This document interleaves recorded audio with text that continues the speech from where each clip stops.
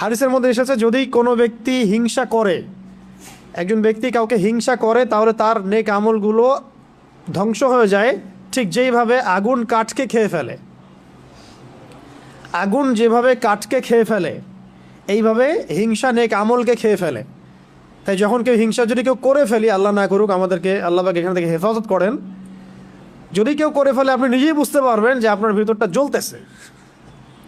এটা কিসের আগুনে জ্বলতেছে? হিংসার আগুনে জ্বলতেছে।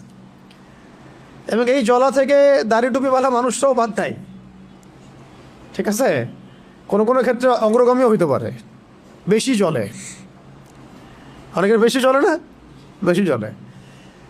তো হিংসা থেকে বাঁচতে হবে। আরেকটা হচ্ছে, যদি কেউ আপনাকে হিংসা করে, আপনি হিংসা করেন না কাউকে, কিন্তু অন্যরা আপনাকে হিংসা করতেছে, এটার জন্য আপনি কখনোই গুনাহগার না, কিন্তু এই যে হিংসা আপনাকে করতেছে মানুষ, এটারও ইফেক্ট আপনার উপর আসতে পারে যদি আপনি প্রোটেক্টেড না থাকেন।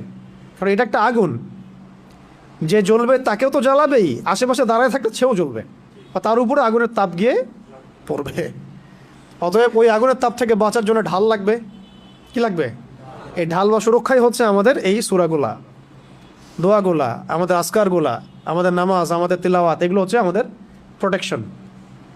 তাহলে এই হলো মূলত সূরা ফালাকের 5টা আয়াতের অর্থ।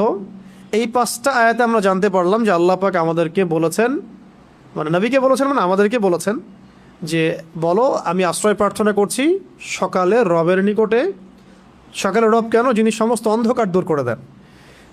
মিন শাররি মা খালাক, তিনি যত কিছু সৃষ্টি করেছেন সমস্ত কিছুর ক্ষতি থেকে।